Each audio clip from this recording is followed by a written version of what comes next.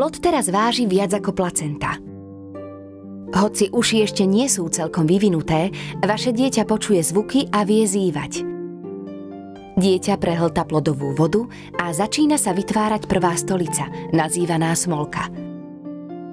Krvný obeh plodu je úplne vyvinutý a pupočník je natoľko silný a hrubý, že dokáže zabezpečiť všetky potreby dieťaťa. V 17. týždni začne dieťa naberať podkožný tuk. Je to dôležité pre zachovanie telesnej teploty. Doteraz ste mohli pribrať viac ako 5 kg, ale neobávajte sa, ak ste pribrali viac alebo menej. V priebehu tehotenstva priberiete približne 10 až 15 kg. Môžete sa potiť viac ako obyčajne, môžete mať upchatý nos alebo pociťovať nedostatok čerstvého vzduchu.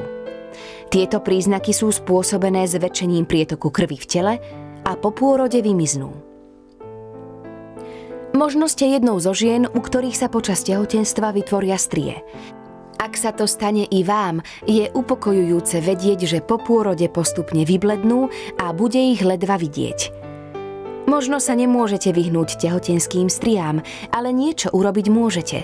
Snažte sa nepribrať príliš veľa kilogramov, jedzte zdravo a cvičte a určite pite dostatok vody. To udrží vašu pokožku pružnú.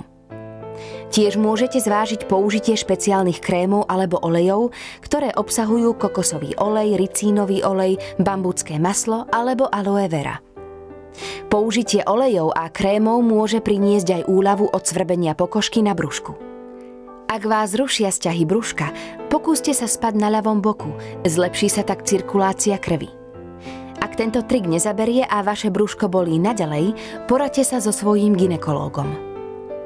Môže to byť pre vás nepohodlné, ale je nevyhnutné, aby ste si stále zapínali bezpečnostné pásy počas šoférovania. Dávajte si pozor, aby spodný pás išiel popod vaše brúško. Ak máte záujem, môžete si kúpiť bezpečnostný pás určený špeciálne pre tehotné ženy.